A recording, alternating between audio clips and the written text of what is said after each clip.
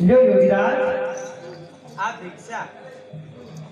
ક્ષમા કરો માતા, આવી ભિક્ષા હું નથી ઈચ્છતો. મારી ભિક્ષા તો કોઈ જુદી છે. તો માગો. હાર હીરા મોતી માણે અને જોઈ તો રાજપાટ. અરે મૈયા, જંગલ અમારા રાત છે, માણેક છે આ ધરતી. હાર હીરા રૂપમાં તો કઈક હાથમાં ભરતી. હું તો આવ્યો છું નિયમથી, તો વચન દે માતા મને પ્રેમથી. શું વચન? જો યોગીરાજ આ મારું તમને વચન. વચન આપતા મારો હાથ કેમ અચકાય છે, જમણા અંગમાં કંપારી છૂટે છે. આત્મા કહે છે વચન ના દેતી કદી તું ભામે નહીં. સતી નારી તું છે, ના ઈર્ષા કદી પતિની સ્વામીની. જમણું આંગ તારું પતિનું દુર્દશા સમજાવતું, ભોગી અટકાવી મન વિચારો લાવતું. કેમ અચકાય છે મૈયા? યોગીરાજ ભગવાનને પણ તમને તમારા ચરણે નમવું પડે એવા તમે સમૃદ્ધ મહાત્મા છો, અને આ નિર્બળ નારી પાસે વચનની માંગણી કરી. પણ આ બળિયા પુરુષની જાળમાં સ્ત્રી કદાપી ન ફસાય. વાસરે આવેલો યોગી નિરાશાની જોડી લઈ અને આ દ્વારથી પાછો જાય માતા. યોગીરાજ ભિક્ષા જોઈ તો તૈયાર છે. આશરે આવ્યા પછી મારે શું આવી ન જવી ભિક્ષા લઈને જાઉં? યોગીરાજ માગો, અપાય એવું હશે તો હું જરૂર આપીશ.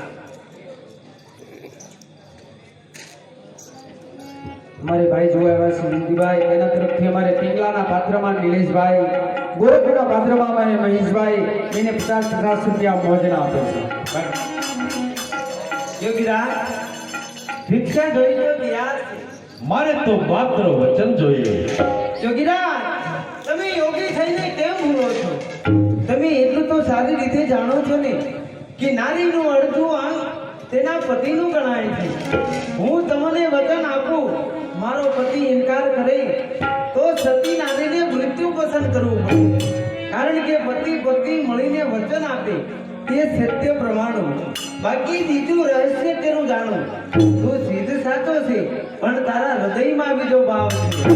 સમજાય છે આ વચન નથી પણ કોઈ પ્રપંચ કેરો દાવ. એક સતી નારીના સતત્વ પાસે આજે મારી સર્વે બાજી ખુલ્લી પડતી જાય છે. એના એક એક શબ્દ પર મારી જુબાન પાછા બંધ પડતી જાય છે. તે મારા ચરણો પાછા આપે છે. એ ગુરુચંદ્રકા, બોલ મૂર્ખ યોગી, તું કોણ છે? ભિક્ષા દેનારને ભિક્ષા કરવાનો અધિકાર હોતો નથી.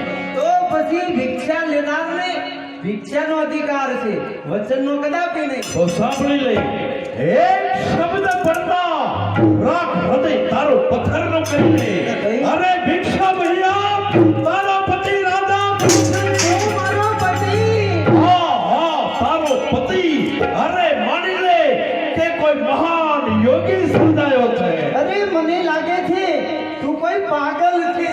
અરે પાગલ નથી, લેવા આવ્યો છું ઈ તો લઈને જા. અરે મારા પ્રાણ લઈ શકે પણ મારું સૌભાગ્ય તો નહીં જાય. તારું સૌભાગ્ય તારા હાથે જ આપવું પડશે. એનું કારણ તારું એક સ્વરૂપ પિંગલાના દેહમાં. સબૂત ગુરુ ભક્તિ એક જ ઇન્દ્રિયનું જ્ઞાન ધનાધાર મૂર્ખ યોગી. હું તો તને ક્યારની ઓળખી ગઈ છું પણ મને ઓળખતા તને સમય લાગશે. હોય એને કોણ રોકનાર છે? તો પછી મેદાને પડીને લઈ જા. મહાન યોગી થઈને ભીખ માંગતા શરમાતો નથી. હા એમ જ પૂછે. અરે લેવા આવ્યો છો ઈ તો લઈને જા. લઈ જનાર હંમેશા નિશ્ચય બળવાન હોય છે અને તેના હંમેશા નિરાશા અનુભવે છે. ઈ તો લેવા આવ્યો ઈ તો લઈને જાય. દસ મારા ગુરુદેવના સ્થાન પર અરે પહેરો રાખજે તારા નાથના સ્થાન પર. અરે ફેરો રાખવાની કાંઈ જરૂર નથી. એ તો સમયનું કામ કરે જાય છે. કારણ કે હું ઊભી છું નેકમાં, એમ તું રીજે ટેકમાં. હું ઉજ્જવળ પતિના સંગાતથી, તાકાત હોય તો લઈ જજે મુજનાથ મારા હાથથી. હા એમ જ પૂછે. અરે લેવા આવ્યો છો ઈ તો લઈને જા. જેમ તું શું સતી, અરે હું જોગી જતી, બેમાંથી શ્રેષ્ઠ કોણ? અરે એ જવું હજી બાકી. હા હું એ જ ઈચ્છું છું. કાયમ ધર્મ લીધે ધ્યાનમાં. અરે તારો ધર્મ વિસરતો નથી. અરે તું શું મને મારો ધર્મ સમજાવતી? અશિષ્ય મારા ગુરુદેવની યોગની તાકાત છે. અરે તું શું મને મારો ધર્મ સમજાવતી? અરે તું એક તુચ્છ નારી જ્યારે જા મૂર્તિ યોગી સમજાવતા સમજો ને અજ્ઞાનતાના મૂળ છે. સેવ્યા છે તે ઘણા ગુરુના ચરણ, પણ અવતાર તારો ધૂળ છે. માત્ર ભરતની ભિક્ષા માંગુ છું. કોઈનો ઇનકાર કરું છું. તો સાંભળી લે, આ જોડી અને આ ચીપિયો અહીંયા મૂકીને જાઉં છું. તારો પતિ રાજા ભરતરી અરે તારા પ્યાર પર ધિક્કાર વરસાવશે. ત્યારે આ ત્યાગની જોડી ઉપડી મારા ગુરુદેવના આશ્રમમાં આવશે. સાવધાન, અરે શેના શબ્દો કહીને જાઉં છું. આ ત્યાગની જોડી અહીંયા મૂકીને જાઉં છું. સાથી, આ જોડી ઉપાડી અને બહાર ફેંકી દે.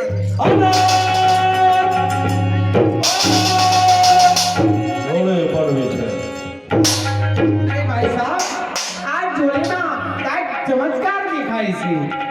જોડી ઉપાડતા ચમત્કાર દેખાય. ચમત્કાર દેખાય છે. ભલે પડી સમય જશે ત્યારે જોયું જશે. ભલે ભાઈ સાહેબ.